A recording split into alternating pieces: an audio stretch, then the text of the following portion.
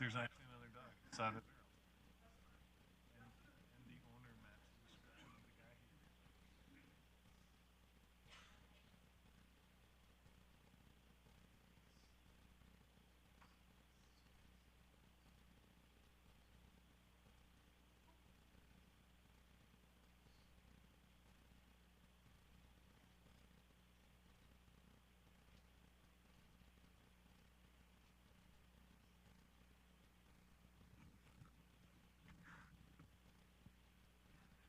Right, we're going to get this show started here in a minute or less. We could start it pretty much right now. How we doing back there, Corbin? Yeah, I got the big. So I'll count us down in 5, 4, 3, 2, and 1.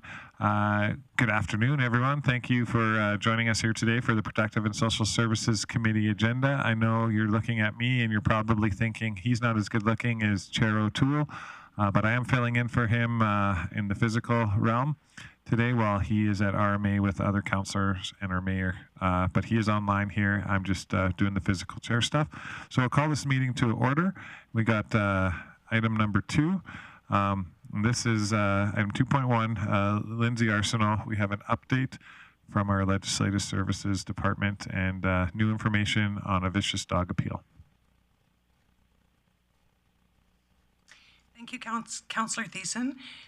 As committee may recall, on March 1st, we held an appeal hearing for a vicious dog. The board had decided to overturn the appeal and side with administration, or the respondent in this case. However, I have 2 new pieces of information that have come forward from enforcement services that I felt, before we formally close off the hearing, that felt the committee needed to hear what was coming forward, and the respondent, whose dog was injured, did identify another party that was involved in the attack to his dog. So I've had both Mr. Livingston, representing the appellant, and administration submit a letter to committee for consideration. Basically, the request is to overturn the hearing decision, uphold the appeal, and also to direct administration to withdraw the notice of declaration. Both letters were submitted to the board prior to the hearing for consideration. I believe we also have Mr. Livingston and Charlene on call as well if there's any questions for the board. All right, thank you very much, Ms. Norskirk. Look around for any questions. Seeing that, I see that Mr. Livingston is online here. Anything that you'd care to say, or just here as an observer, Mr. Livingston? Just to make sure that the order does get rescinded, as it's now turned out that what we told the board during the initial appeal was that my client had done nothing wrong, and it's now come forward that my client indeed did nothing wrong. Awesome. Thank you very much for that closing statement there. So with that, we have we would need a motion to rescind. I just got a question. Okay, Councillor O'Toole, Chair O'Toole. Just got. Mr. Livingston, do you feel that the process of the hearing was fair and equitable to both you and your client? Well, I believe that we were both given the opportunity to speak. Obviously, from our side of things, we felt that the evidence was overwhelming, that they'd indeed done nothing wrong, but you guys made your ruling, and that's the part that matters. Cool. Thank you. Awesome. Thank you very much. Seeing no other questions, I will look for a motion from, I guess, either Mayor Clayton or Councillor Bressie to rescind this this order.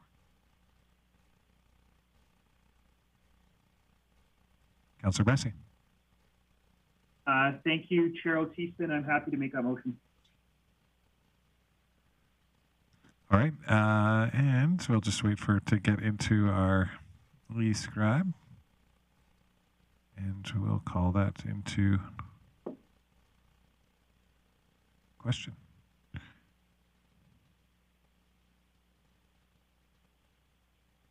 Here we go.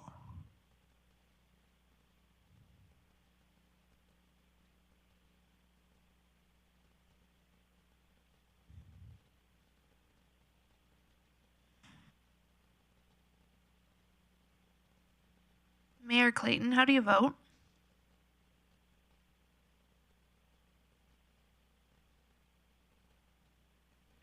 Your mic's off, Jackie. Oh.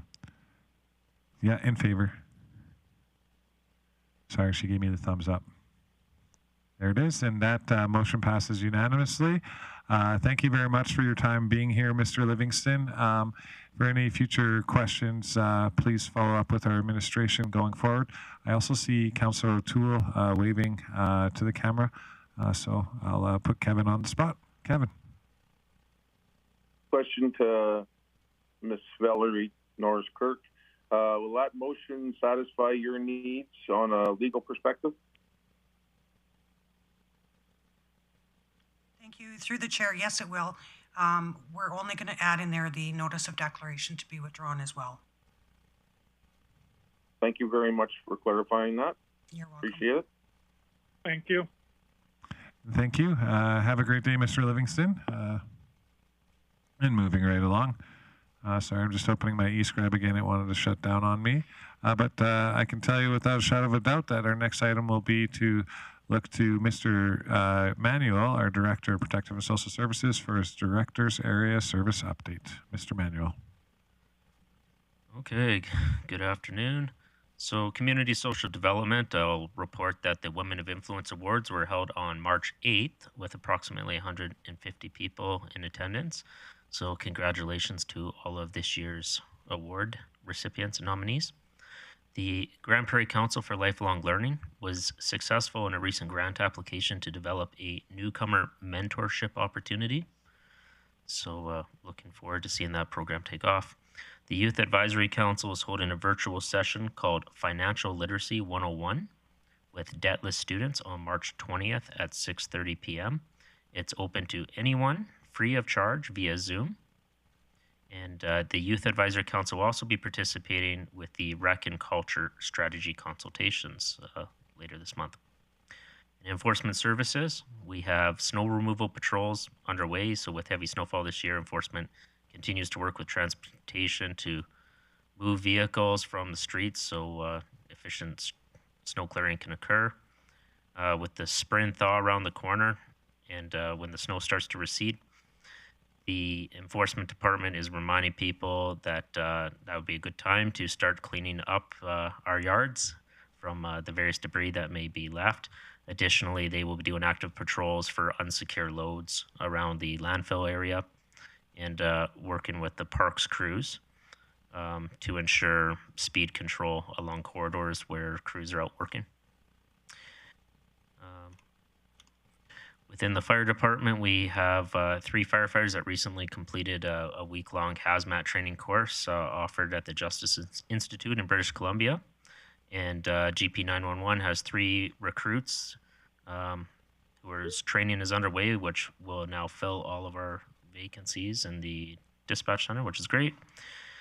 On March 2nd, a virtual town hall was held with the RCMP and enforcement services, where presentations were delivered and residents were invited to pose questions. Tomorrow, the RCMP's annual performance plan is scheduled to occur with select stakeholders. That's an opportunity to collectively identify priorities for the detachment this coming fiscal year for the RCMP. And will, for the first time, involve our Municipal Police Advisory Committee members. And outside of that, the RCMP report community engagement patrols underway and have been expanded around the Wapiti House area. And that's the update this week. Awesome. Thank you very much for that, Director Manuel. I will now turn it to my council colleagues and peers here to see if there are any questions. Seeing none, it's funny, Councillor O'Toole and Bressie both looked to the side, almost like to snub the camera at the same time.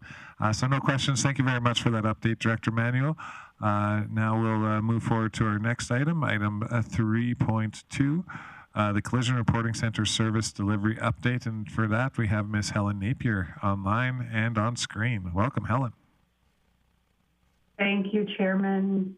Interim Chairman, I guess. So Administration was directed to provide additional information regarding a potential change to the collision reporting model, as well as requirements for towing to the collision reporting center after an accident. The original report submitted on November 9th identified and compared 3 distinct collision reporting models: the current collision reporting center model, the traditional collision reporting, and the police access tool model. Following the committee meeting on November 9th, an additional service delivery option emerged. Senior leaders at K Division RCMP headquarters suggested that the province may be open to enforcement services taking a lead role in collision reporting. This model would see the responsibility for injury and non-injury traffic collisions within Grande Prairie shift from RCMP members to enforcement services peace officers with continued administrative support from ASSI. RCMP would have to retain responsibility for traffic collisions involving criminal elements as well as fatalities. The enforcement authority for peace officers to investigate injury-involved motor vehicle collisions requires the City of Grande Prairie to provide a written application to the Director of Law Enforcement.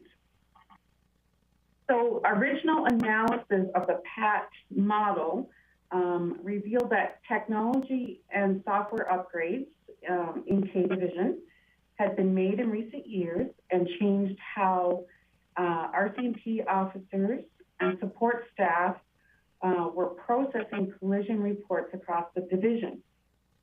We were led to believe that this new way of doing business could close the efficiency gap that existed between the traditional collision reporting and the current private sector supported model.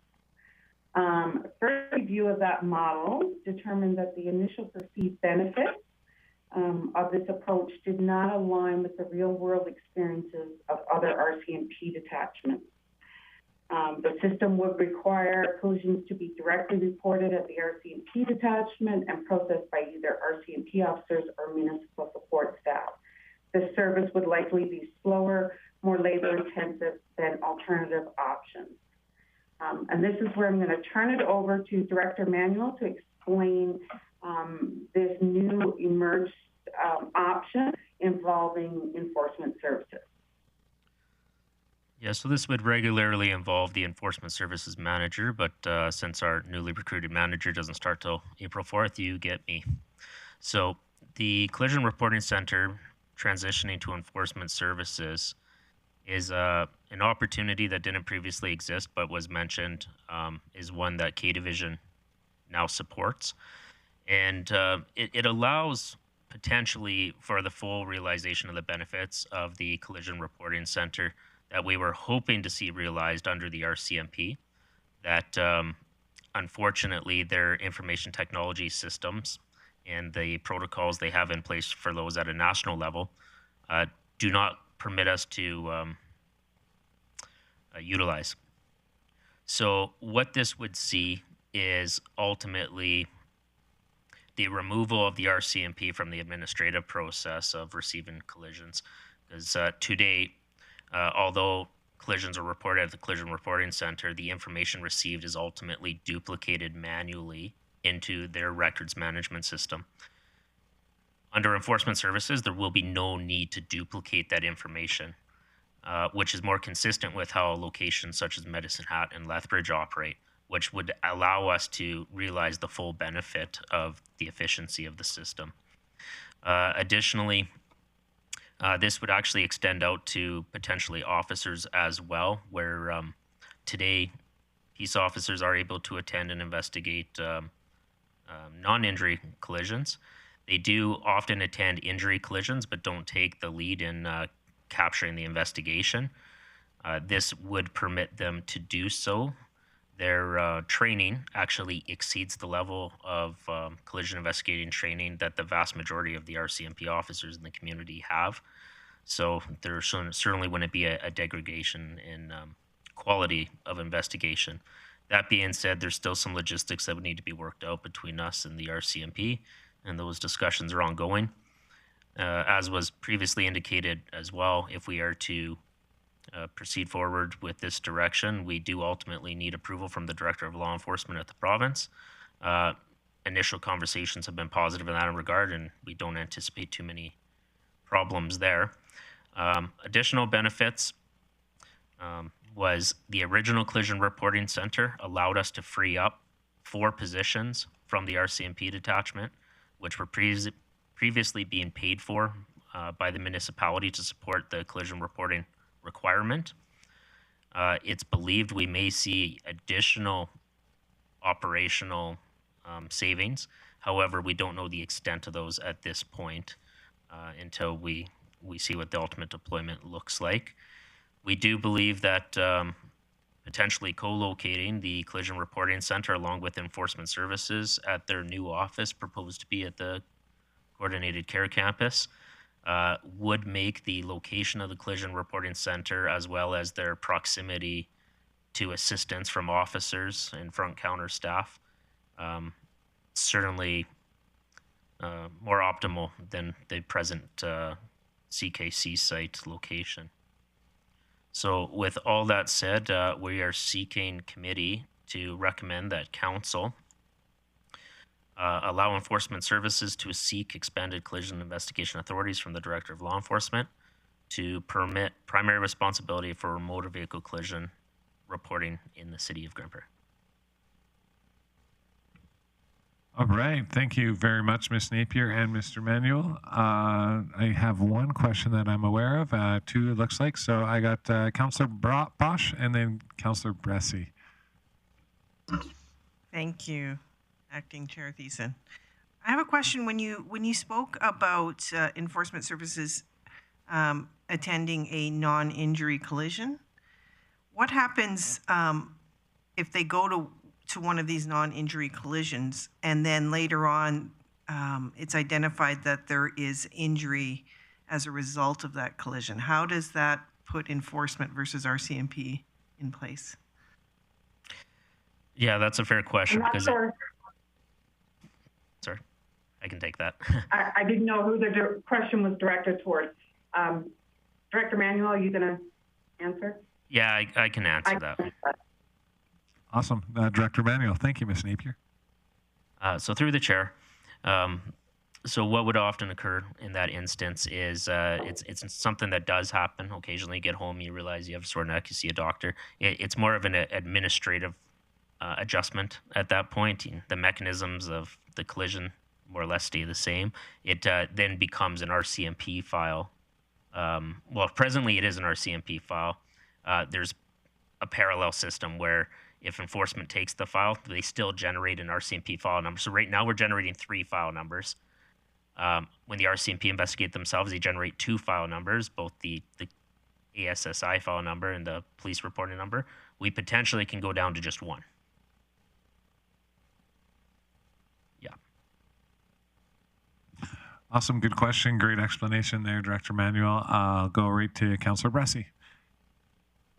Great, thank you, Chair Thiessen. I'm curious, it was kind of a side part on the report, but there was the talk about operational changes that have been made to help residents understand that they don't have to tow their vehicle and incur the expense for that.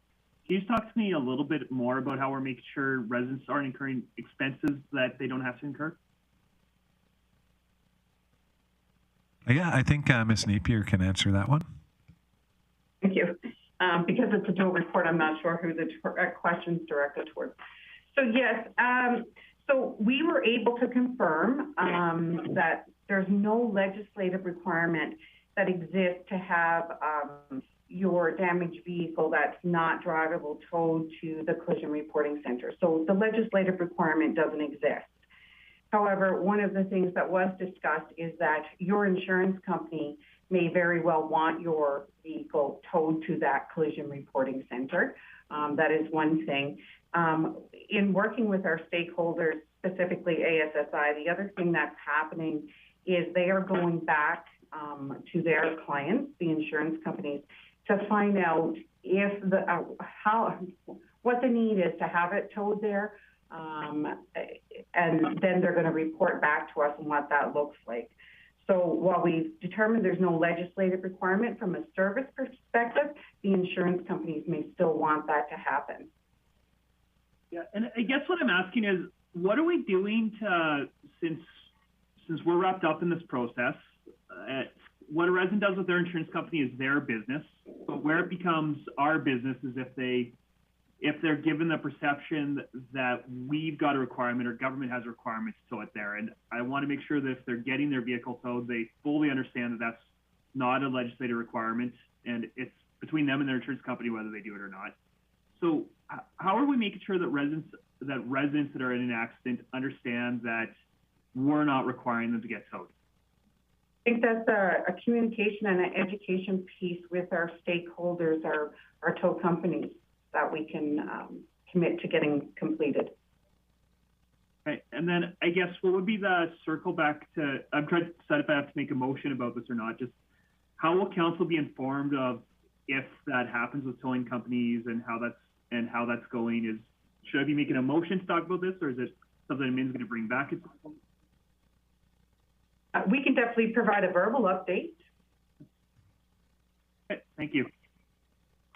Hey, thank you, Councillor Bressie. I got Councillor O'Toole with his hand up, and there's his picture. He's back in and on screen. There we go. Yeah, if there's no other questions, I'm willing to make the motion that's on our e-scribe. Okay. And so as on the e-scribe, I just looked over at her city clerk. She gave me the assured smile that, yeah, it's already done and ready to go. So I'll look for any discussion or debate on the motion, which is that we would direct enforcement services to seek expanded collision investigation authorities from the Director of Law Enforcement to permit primary responsibility for motor vehicle collision reporting in the city from this committee to council to decide on Monday. So that motion is in order. Sorry, I had to read it out. I don't know why. And I'll call it to question. Mayor Clayton votes in favor.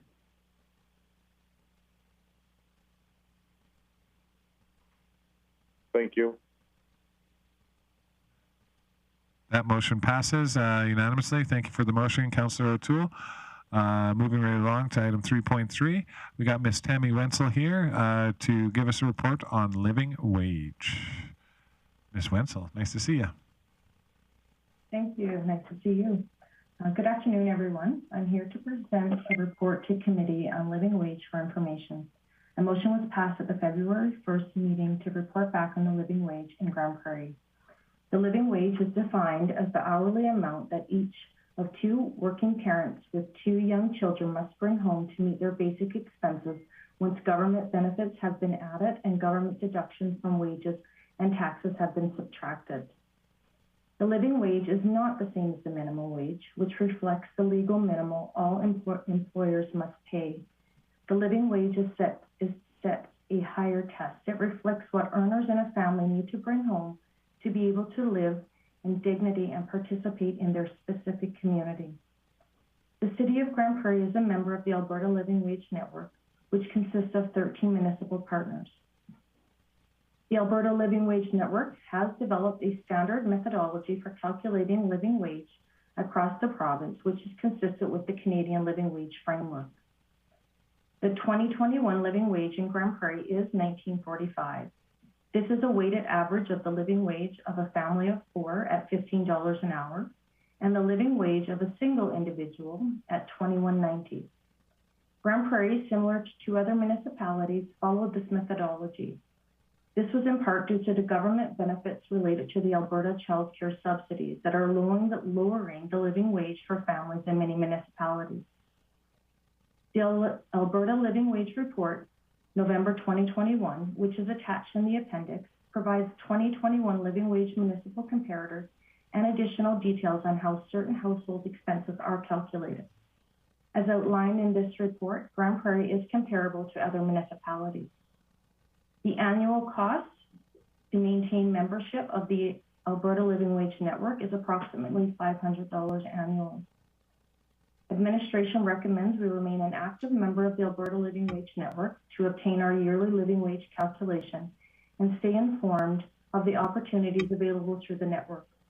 For an example, right now on the Alberta Living Wage website, employers can apply to become a recognized certified living wage employer. This includes my report, and I'm available to take any questions. Thank you very much, Ms. Wenzel. Appreciate the reports and your time in that. I'll look around the chamber and online to see if there is any questions. I see none right now, so I will just juice the pot a bit here. So in 2021, the living wage in Grande Prairie was about $19.45, but we're seeing incredible amounts of inflation that are sending like household debts up, household livability down. And the ability to save is becoming less and less and less, let alone buying groceries for what we used to be able to pay for just a year ago. How fast does Alberta's Living Wage Organization, do they update our municipalities or its members on what the current living wage is? Because $19.45 for 2021 is something, but we're only 3 months into 2022, and I feel like it might be creeping up close to $22 or $23 for basic living, or at least up to the Fort McMurray numbers. Through the chair, good question. Thank you for the question. The current living wage, they are looking at new systems to calculate, and they are looking at other province living wage to see how they are doing the calculation. This calculation does not take into consideration the inflation that's increasing right now due to the pandemic or the rising heating costs. So that is not taken into consideration in this current living wage. The only data that was available at the time when they did their living wage was Statistic Canada Market Basket Measure for 2019 to look at the rising category costs. Okay, no, thank you for that. Yeah, I guess my big concern is it just seems like middle-class families are getting priced out of the middle class, essentially, with these rising inflation. That could have something to do with what we do or what higher levels of government or what the world is doing here. But to be informed is key, and if we can get informed sooner rather than later so we can respond to our people, I think is awesome. And, that's why I appreciate this report. Thank you. Councillor Bosch. Thank you, Councillor Thiessen. I just have a quick question. Is there anything that stands out that you recognize, maybe one example or two, why Grande Prairie is a little bit higher than Red Deer or Strathcona or Edmonton? What stands out for us that is like an easy comparative? Through the chair, thank you for the question. One of the standout, which could be a positive for Grande Prairie, is our childcare costs.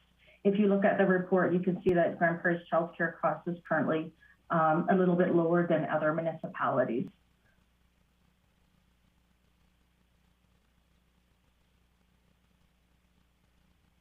Interesting. All right. So so our childcare costs are a bit lower. I'm not sure if that answered your question. You seem a bit perplexed, Councillor Bosch. Do you have a follow-up, perhaps, for clarification? Thank you. You're saying that childcare is less expensive in Grande Prairie or more expensive? It's less expensive in Grande Prairie compared to other municipalities. If you look at the report, yes. Okay, no, I guess my question is, why are we higher than, the 5 municipalities listed below us? Is there anything that stands out that why we're higher? No, nothing that stands out in the report. The numbers, if you look at the comparators are very similar across the municipalities. One of the, with Grande Prairie, Rocky Mountain House, and Lethbridge, those were the 3 municipalities where the second living wage calculation had to occur due to the family of 4 coming in at $15 an hour. Okay. And we have to recognize that we get a Northern Living Allowance as well, so we would be higher if that wasn't accounted for. Yeah, thank you very much, Councillor Bosch. Thanks for answering that question, Ms. Wenzel. I think you're right, Councillor Bosch. It is the cost of living is a bit higher in the north due to transport costs, and that's all geographic. So, and shelter costs are higher as well. Yes. So, but on the bright side, our housing prices are currently lower than anywhere else in the country. Well, don't say that, Councillor O'Connor. Anyways, I'm looking just for a simple motion, or if there's no further questions or comments, just to receive this report for information. Councillor Bressie. Great. Thank you, Chair Thiessen. I'm actually going to try a different motion that's in the report. And first of all, thank you for the report. I think it's an important conversation to have in this community. What is our living wage? What do people need to not be living in poverty and care for their kids appropriately? But some of this strikes me as we're an employer, and I know I think that as an employer, we should be looking at, are we paying a living wage and what's going on with our contractors? And so I would move that committee direct administration to bring to the appropriate standing committee a report outlining whether or not the City of Grande Prairie meets the requirements to be considered a living wage employer and financial implications of meeting those requirements. And just speak this motion. It might not come to us. I actually suspect we're not the appropriate standing committee. So if I'm wrong on procedure and I don't have the right to make a motion like this, I'm open to being ruled out of order. But I think it's important for us to know, are the people we employ, both directly and through contractors, are they being taken care of? Or are we expecting people to do work for us and live in poverty? And if we're not meeting the requirements of paying living wage, what would it cost us to do that, so that we can have a conversation of, do we want to change some of our policies? This report that I know that, especially when it comes to contractors, that involves third-party contractors. So I don't know if this is a public report, and I didn't specifically say in my motion it has to be a public report, but I think council should have this information so we can talk about if there's some gaps in our policy. I hope the committee will support this motion. All right, let's just look over at our city clerk. See, she's pretty much got it.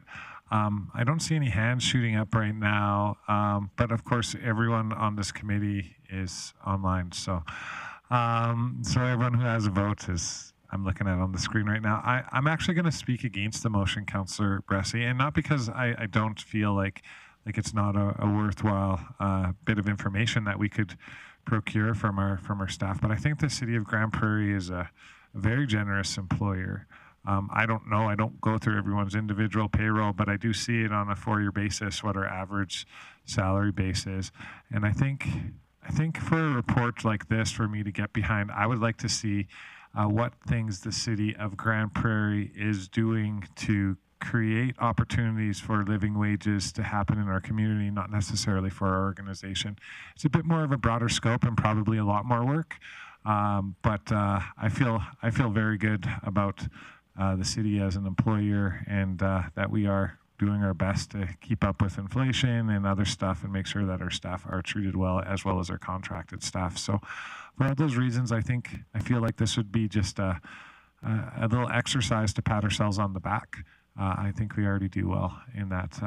But if it was more broad, I guess I could maybe get behind that kind of exercise, but for this I can't.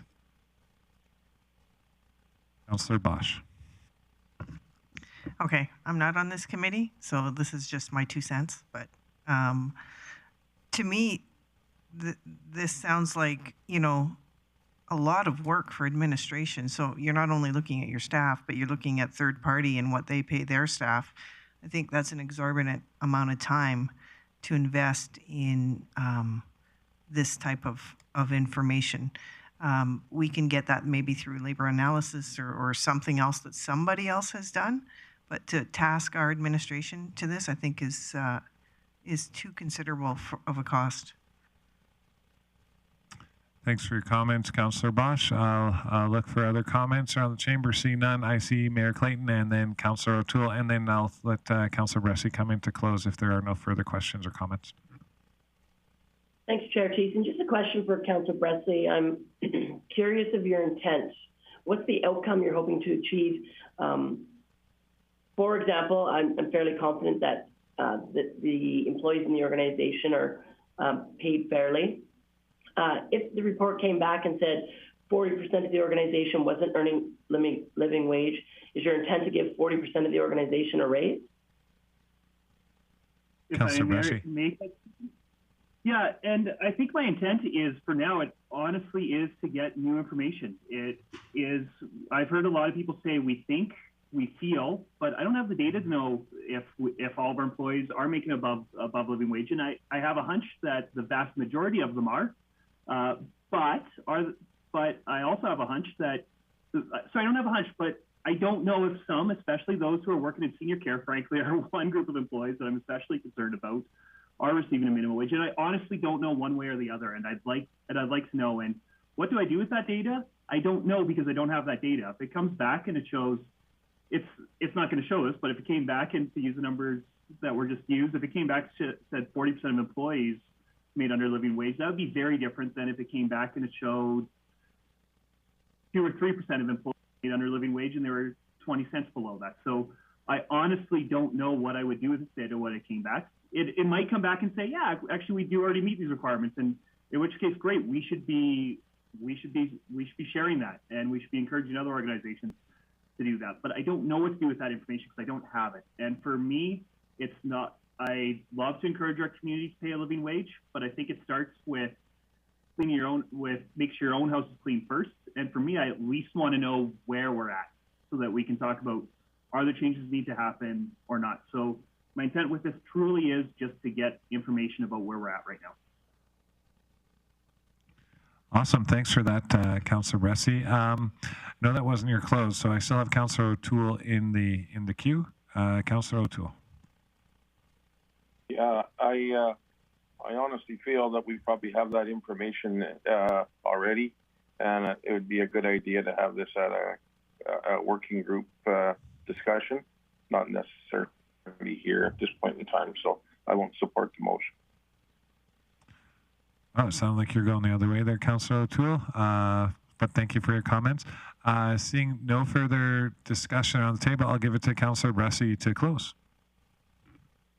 Yeah, just speak this. I don't think it's a hard information that we're making. I'll tell you, I just applied to be a living wage employer with my company, and it wasn't significant work to figure out, do we meet the policies or not? And should the city of Grande Prairie make that application? Should we change our policies? I honestly don't know, but literally all we're asking is all this motion is asking is, what are our lowest employed employees paid? And do we have policies, yes or no, around policies for contractors? So this isn't a huge information ask. This isn't a huge burden, and I'm puzzled why my colleagues wouldn't want that information that is fairly readily available, so we can at least have a look and see if we need to make changes. So I would encourage committee to support this motion. Awesome. Thank you very much for that close, Councillor Bressie. I'm sorry, Mayor Clayton. That was the close, but this will call the vote, and then we can go after, I suppose.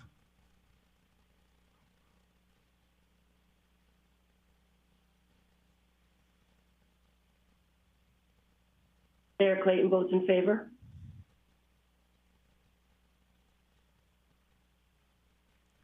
And that one does not pass. Mayor Clayton, you did have your hand up earlier. I wasn't sure if it was for a question or for follow-up, but Councillor Bressie closed. Yeah, it was just, it could have been before you voted, but it was in regards to getting administration's input on whether or not this actually was a lot of work, but it's fine. All right, thank you very much for that.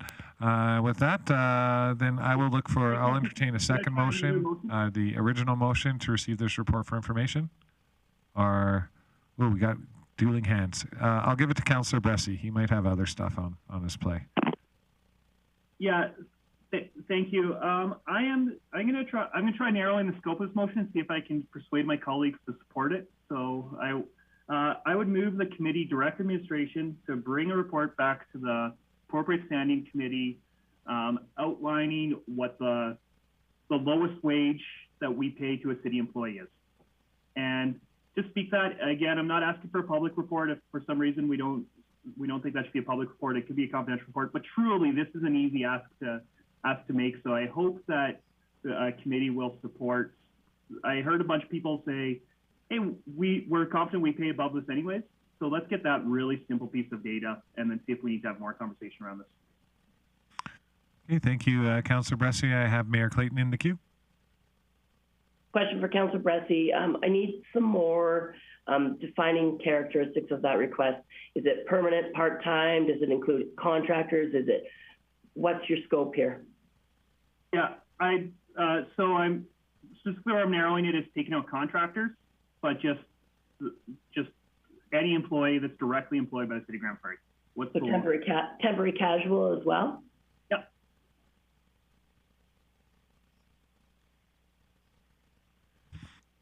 Okay, question answered. There's a motion on the table. Just a pretty standard fare. What's your lowest wage? What can we glean from this? What kind of information? I see no further discussion, so I'll call the question.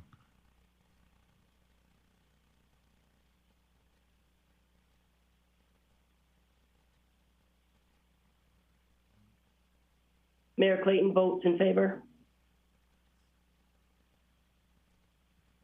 And looks like Councillor Bressy's subsequent motion did pass.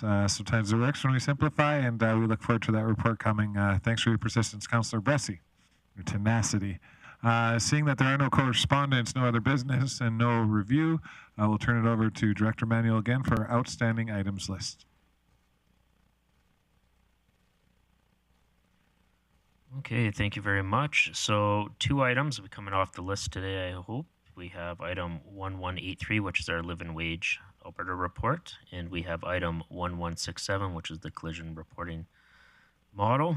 The 2 remaining items are on track to hit their dates. Okay, thank you for that, Director Manuel. I see Councillor O'Toole.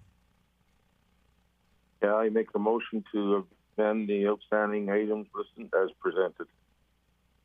All right, and that motion is in order. Call to question. Mayor Clayton votes in favor.